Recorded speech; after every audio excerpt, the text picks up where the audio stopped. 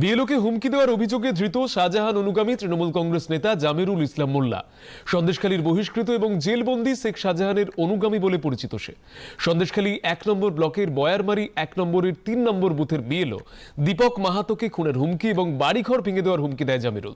কারণ ওই বুথ থেকে মৃত ভোটারদের চিহ্নিতকরণের প্রক্রিয়া শুরু করেছিলেন বিএলও।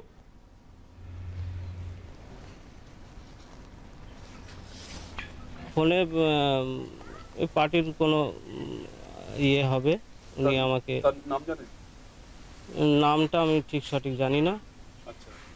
এই হিসাবে আমাকে খুব হুমকি দিয়েছে।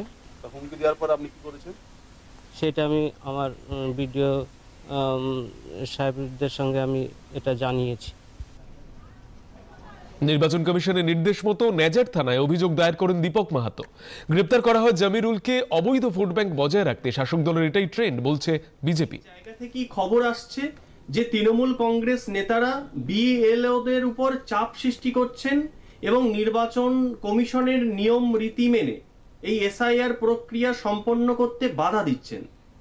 দেখুন, চারিদিক দিয়ে যে বিএলওরা অসুস্থ হচ্ছে এবং তাদের চরম পরিণতির জন্য দায়ী তৃণমূলের এই ধরনের নেতারা, এরা দলীয়ভাবে এবং রাজ্য সরকার সরকারিভাবেও এই নির্বাচন কমিশনের এসআইআর প্রক্রিয়াকে বাধাপ্রাপ্ত করার চেষ্টা করছে বিভিন্নভাবে। এই ঘটনা বন্ধ হওয়া উচিত এবং যারা এই কাজ করছে নির্বাচন কমিশনের উচিত তাদের বিরুদ্ধে ব্যবস্থা নেওয়া।